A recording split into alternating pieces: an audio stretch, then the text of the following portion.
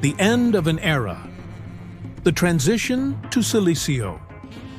With the extermination of the Titans, the gods turned their attention to the first Adam, initiating an unrelenting hunt that culminated in his destruction. A few of these beings were captured for genetic experimentation, marking the beginning of one of the darkest and most horrifying periods in the history of creation. During this time, the Elohim observed a phenomenon never seen before in any of their creatures. The uncreated spirit of the first Adam, once stripped of its physical avatar, neither vanished nor ceased to exist, but returned to the Pleroma, the source of all creation. This return profoundly disrupted the creation of the Elohim. Dense energies, filled with terror, evil, and shadows, manifested in the ether, consuming what they had created. This phenomenon captured their attention, and the gods, driven by curiosity and desperation, delved into experiments and investigations to understand it. Unable to return to the Pleroma themselves, they felt powerless in the face of this connection to the source. They sought in countless ways to trap the uncreated spirit, hoping to restore balance to their chaotic and dense creation. In a drastic decree, the Elohim decided to end the monoatomic gold bonds in the DNA of the first Adam, which had maintained his connection to the eternal. Thus began a new era, marked by silicon-based links, which became the foundation of life. The first Adam was divided and stripped of his original androgynous nature. From this division emerged male and female, but the ease of reproduction, inherent in their original design, was eliminated.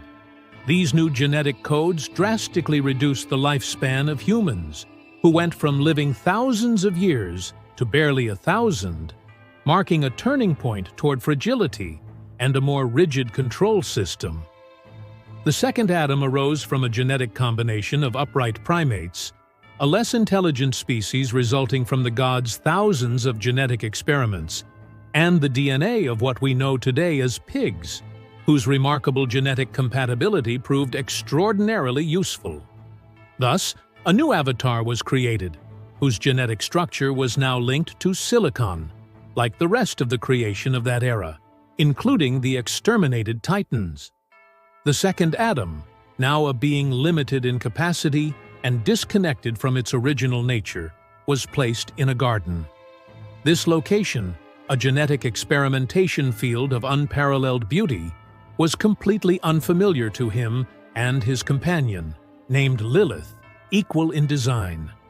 However, during Lilith's creation, a disconnection from the uncreated spirit occurred. To ensure the flow of energy from the connection to the Pleroma, the Elohim implanted a gland, the pineal gland, in the center of the second Adam's brain. But in Lilith, a malformation in this gland caused an imbalance, leading her to develop rebellion and rejection toward her equal. This error, born of the Elohim's limitations and failures, had profound consequences for their relationship and the purpose for which they were designed. This garden, conceived as a space of order and trial, marked the beginning of a new phase in the existence of the second Adam and the development of creation itself. Further details of these events can be found in the Apocryphon of John, which narrates the gods' attempts to subdue their creatures and the dynamics that made the second Adam a pillar of a new humanity, limited, manipulated, and deeply different from their divine ancestors.